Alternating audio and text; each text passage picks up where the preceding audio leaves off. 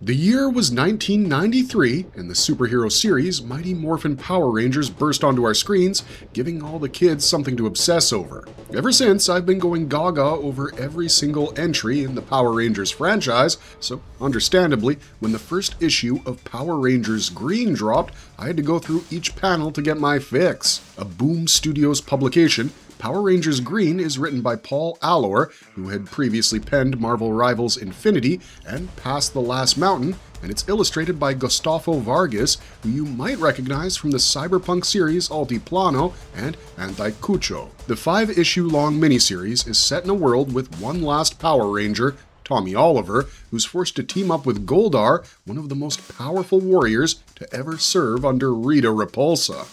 I've already revealed a lot of the plot, so let's get right into the story. Old Ranger, New World. We start in a world that has largely forgotten the need for Power Rangers, and perhaps the Power Rangers themselves. Only the head of the great Mecha Dragonzord remains, and it's covered in moss and other fauna. It's no longer a war machine, but a home to 3 beings: Tommy Oliver, the man previously known as the Green Ranger, Alpha 5, or the Sexton of the Dragon's Grave, a robot who was rescued by Tommy from a quantum sink below the desert outside Angel Grove, and Morella Vex, a teenager who has a special relationship with the Morphin Grid, which sometimes causes her to drift or levitate. Morella is described as Tommy's downcycle progeny, but we don't know exactly what that means yet. Our story begins on a Tuesday, Alpha's favorite day. According to him, only good things happen on a Tuesday, and that was the day Tommy had rescued his damaged body and vowed to restore him. Plus, it was on a Tuesday long ago that Tommy had broken free from Rita Repulsa's brainwashing. This Tuesday began like any other. Tommy woke up to harvest his spinach and snap peas, while Alpha reviewed what needed to be done that day. Once Morella woke up, the two joined Tommy in his kitchen garden. Tommy immediately assigned a job to Morella, asking her help in the harvest if she needed any spinny cakes. Tommy was in an especially bright mood as he had had a good harvest. Morella signs whatever with her hands, and Tommy throws her the gloves, claiming he wouldn't break down and feed her if she didn't contribute to the work. Alpha offered his help, but Tommy didn't need any at the moment, telling the robot there would be a lot of canning for the Sexton to do later. Suddenly, Alpha and Tommy noticed Morella drifting, and the two rushed towards her. Alpha gently held her down while Tommy grounded her by playing a tune on his flute dagger. As soon as she came to her senses, Morella claimed she smelled something, but before she could explain, the giant apish figure of Goldar crashed into the scene, bellowing loudly that he wants to see his inferior. Tommy jump kicks the beast, telling him that he wouldn't find his inferior anywhere close. The jump kick doesn't work, however, and Tommy lands on his feet, disappointed that he couldn't take down his enemy, who's built like a brick wall. Goldar screamed at him to be stronger, as it was the need of the hour. Morella wasn't going to simply watch,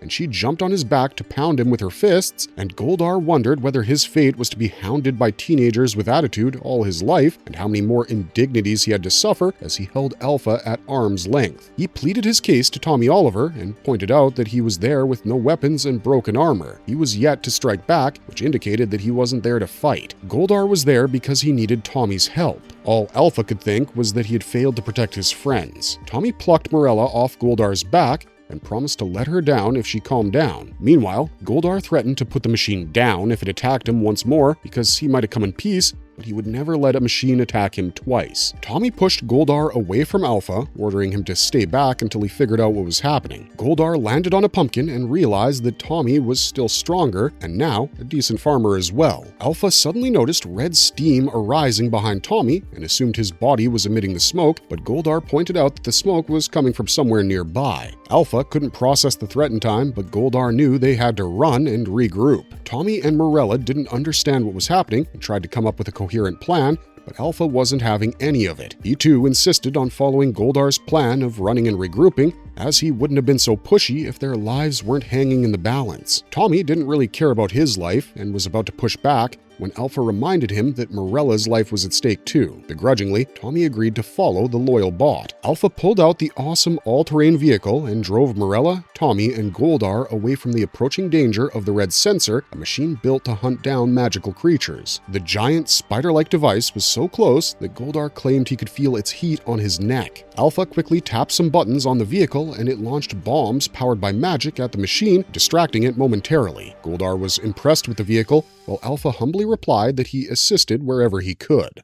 New allies, newer foes. house. In a nearby settlement, a queen of sorts talked to the Madam Advocate of the settlers. Her name hasn't yet been revealed, and she might not even be the queen, but we call her the queen because who else would wear a golden crown that flashy? The queen told the advocate that they had shipped in water purifiers, had assigned shelter to 80% of the survivors, and food distribution was underway. She asked the advocate what else they needed. In a grave tone, the advocate replied that while the queen had done so much, it still wasn't enough. The queen touched her shoulder and told her that they would keep giving more until it was enough, but right now, she was there to discuss an urgent matter. A magical being had somehow survived the Red Censor's purge, and the queen wanted to meet him. Madam Advocate immediately recognized the man as Frederick the Giant, the husband of Reverend Moreno, and her own dear friend. The queen asked Frederick how he survived. Frederick revealed that it was no big deal, he had just taken big steps and stayed away. Since he knew that the device would hit the closest magical thing, he made sure to be nowhere near it. Eventually, the Red Censor had been distracted by Goldar. Reverend Moreno clung on to her husband as he exclaimed what a miracle it was that he had survived. The queen admitted that it was an inspiring story, but her demeanor changed as soon as she turned towards Madam Advocate. She told her that if she wanted aid to continue, they had to destroy him. She explained to the advocate that they would all rebuild faster if they were unburdened by the weight of their past. That was the reason she had unleashed the Red Censor. The advocate, terrified,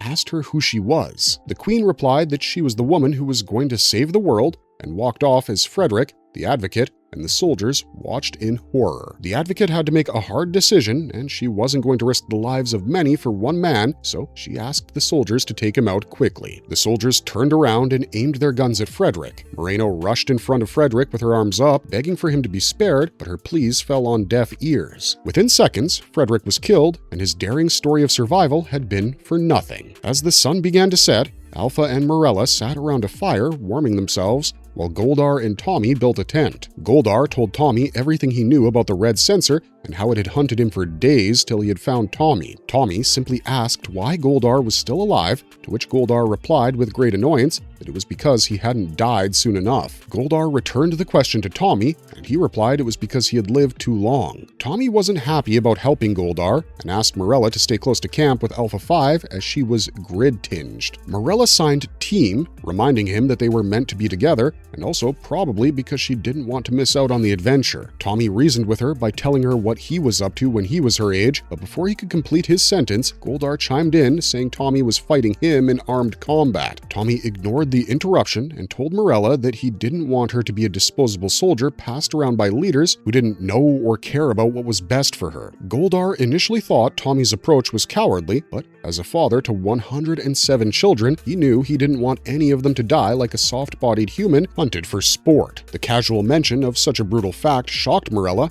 and Goldar attempted to calm her down by telling her that he was only joking as he was too old for ridiculous rites like that. He quickly added that Morella was too young to die at the hands of the Red Censor. Nice save, Goldar. Since it was getting late, Tommy suggested that they get some sleep and start early tomorrow. He assumed Goldar would sleep in the trees, which insulted Goldar as he wasn't an earthbound simian, but he did sleep in the trees. As Tommy laid down to rest, he asked Alpha why he made the mistake of trusting Goldar so easily. It wasn't a mystery to Alpha, as Goldar had come to them as a vulnerable being with open arms and an unspoken truth that he had changed. Besides, Tommy was Tommy, and he forgave easily. Tommy, however, wasn't so sure who he was anymore. The next morning, Goldar awoke to alerts of another Red Censor attack at a nearby settlement. As he screamed for Tommy, Alpha shushed him while reminding him that Tommy was no longer a soldier. Goldar disagreed, as he had sought Tommy only because he was a powerful warrior and a worthy ally to defeat the metallic beast. He was planning their next steps when Alpha interrupted him, telling him that he knew what Goldar wanted and that if Tommy gave it to him, it would destroy him. Goldar angrily retorted that Alpha was coddling Tommy by playing the role of a weak-kneed drift nurse. He also accused him of knowing everything about the Red Censor but keeping Tommy oblivious to it to shelter him from the harsh reality of the world. Alpha didn't agree, as he felt he didn't have the need to shelter him, as the world sustained him and gave him structure by simply existing within it instead of constantly trying to save it. So Goldar wanted to know what the robot was trying to save him from. Alpha replied that he was saving Tommy from himself, his past, and his guilt that had shattered him so long ago. While Goldar and Alpha were going at it, Tommy cleaned himself up, shaved, and got into his suit. He strutted out with the green helmet in his hands, asking who was ready to save the world. Goldar was taken aback by the crude homemade suit, but he was honor-bound to follow him. As the two rode away on the all-terrain, Alpha turned his attention to the tent, asking out loud whether Morella was awake yet so that he could prepare breakfast for her. What he didn't know was that Morella had snuck away in the vehicle while he was busy arguing with Goldar. With fear and sadness, Alpha remembered that it was no longer his favorite day, it was now Wednesday. And that was the first issue in Power Rangers Green. To be frank, we weren't the biggest fans of this issue. It felt like a story set in a dystopic world with the Green Power Ranger shoehorned in as an afterthought. The new Mighty Morphin Power Rangers really hooked me in the first issue itself, and I almost had goosebumps reading that, but this feels a bit too slow. Maybe that's just me though, because the old man Logan cliche is truly getting old for me. One thing I really loved about this issue is Goldar. I love the way he's drawn, his toothy smirk, his snazzy dialogue. The plot in and of itself wasn't too bad, and if I hadn't read it with the expectations that come with a Power Rangers story, I probably would have enjoyed it a lot more. The Queen character feels very shady, and I can't wait to see how Tommy will deliver her just desserts. Going forward, I'm excited about the buddy comedy potential with the partnership of Goldar and Tommy. And I'm still looking forward to the next issue despite these problems, as I want to see how this all turns out. If I'm making predictions, I'd say Alpha will soon join them, as he made it his life's mission to serve his friends. What did you think of Power Rangers Green? Let us know in the comment section down below, and if you like this video, don't forget to like and subscribe, because that's the best way to get more videos like this on your feed. We'll be back soon with more awesome stuff, but until then,